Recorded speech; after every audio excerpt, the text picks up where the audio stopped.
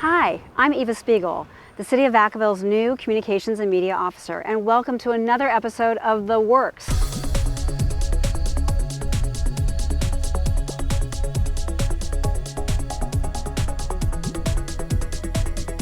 Today I'm joined by my colleague, Shawn Cunningham, our Public Works Director. Shawn, thank you so much.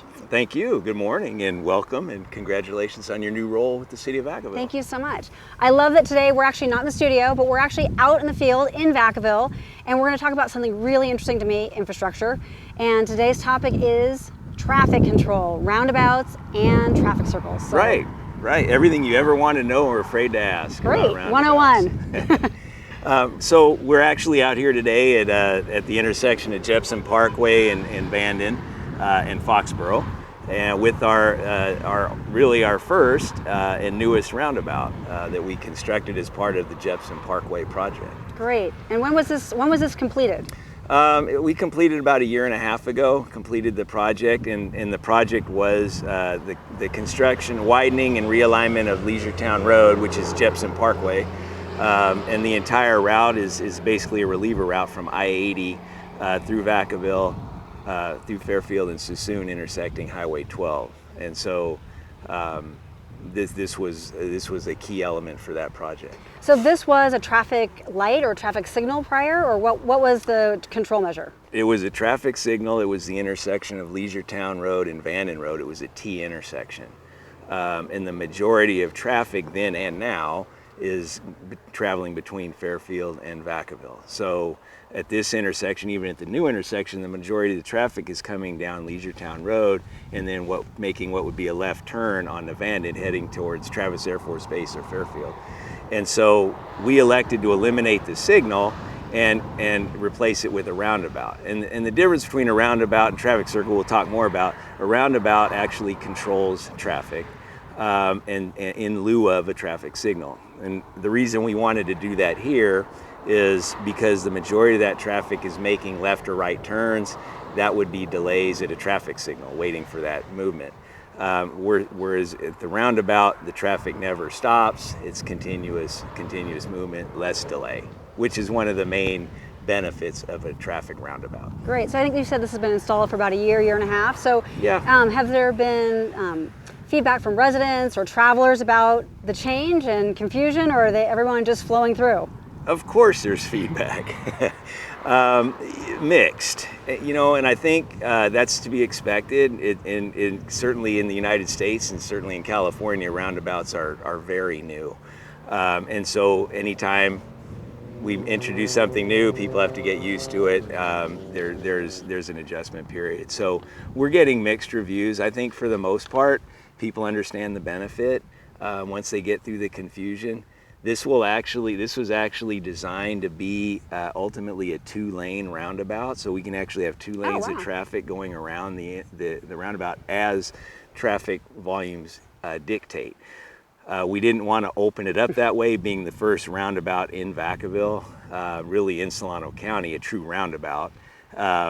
And we didn't want to open it up as a 2-lane roundabout. We want to give people an opportunity to learn how to drive through it. So. Right. So since coming to town, I've noticed some also traffic circles in town as a traffic control measure. Are these becoming more prevalent in Vacaville, and why? Well, so our residents are familiar with traffic circles, and that's a term we use, FHWA uses, where a roundabout is meant to be a higher speed. You can drive through this at about 20 to 25 miles an hour. It's meant to control traffic. A traffic circle is something smaller. You see them on our residential streets. And we started using those probably about 15 years ago. And they're more intended to calm traffic. And so we use those. Those are intended to slow you down in lieu of a stop sign. Stop signs aren't necessarily that effective. Because once people realize that there's no cross traffic to stop for, they tend to run through the stop signs or roll through them. Whereas the traffic circle, we get near 100% compliance. People slow down, they go through the circle, and what that does is it breaks up the speed, especially on long straight streets. Right. It gets people to slow down. And so they've been very effective. That's great. That's great. So, is this something that people are going to become more familiar with? We're going to see them throughout. I mean, we've had traffic circles for 15 years. This is really our first roundabout, you're saying, in Solano County in general. Are we going to see more of these in other places of high traffic and high speeds? Yeah, I think we will. It's certainly not something that we want to, we're not just going to start replacing every traffic signal with a roundabout. We're going to go through an evaluation and we're going to see what makes the most sense. Right behind this one at the realigned Vanden in Foxborough is a roundabout. Oh, okay. And then we have a couple planned for the Vacaville 505 interchange as well, and so I can tell you in the case of Vacaville 505, we've got the north and southbound off ramps, and then we have East Monte Vista and Crocker intersection, which is very close proximity to the interchange. So we know, given the volume of traffic out there, especially as trucks, those have to be controlled intersections. If you look at the proximity of those three intersections, trying to control them with a traffic signal, three separate signals, would be very difficult, very inefficient. So that's why in that case we're electing to go with the roundabout, so that we don't have people stopping and queuing. They can continue to move through the three intersections. It also allows us to not have to widen the bridge immediately.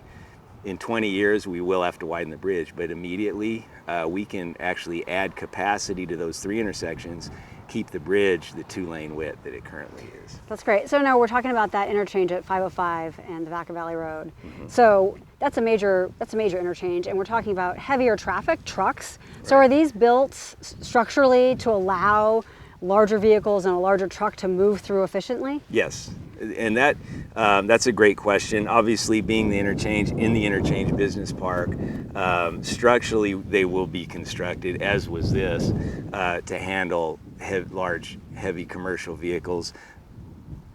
Geometrically as well, just the physical size and radius is designed to handle trucks moving through there. I'm talking about not fire trucks and buses, but large semi tractor trailer trucks. And that's a major benefit for them, because you can see it now, when they have to stop on northbound 505 and they stop at the signal at Vacaville, it takes them 5 minutes to get over the bridge, right? By the time they shift through all their gears and get moving. The roundabout allows them to continue moving, which is a benefit for them. Caltrans recently built one, completed it at Highway 113 and Highway 12 in Solano County. Okay. I have no idea if that's working well or not. I know it got a lot of criticism, but they did that for that reason at that location, was for the truck traffic, so the trucks don't have to stop and start. Well, and that's really important, because I know, that industry is really important to our economy, and so making sure that we have our infrastructure that's supporting the movement of the goods that are being produced here is really important. Right. Are there other things that sort of our Vacaville residents should know about these traffic controlling measures and how to drive them safely?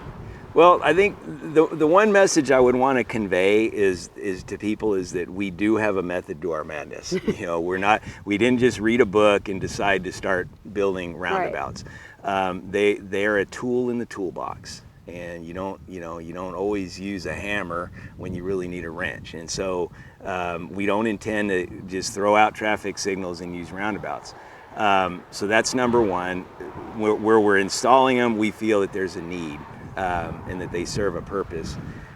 Traffic circles, one thing the only place we have traffic circles right now is in new subdivisions. They were designed with them. We're looking at ways, and we're developing funding to actually start installing traffic circles in existing neighborhoods where we have speeding problems, and we don't want to install a bunch of stop signs that don't get compliance. So that's something that we're looking at.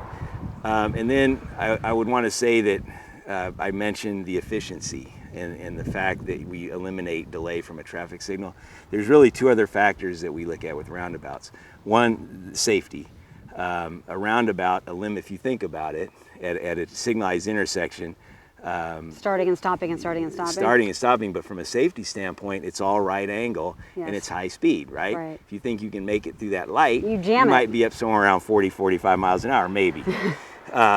and you don't make it through the light, somebody's coming through on a green, and you have a significant, severe accident. A roundabout eliminates all the right angle Right. conflict. I hadn't thought about that at all. That's interesting.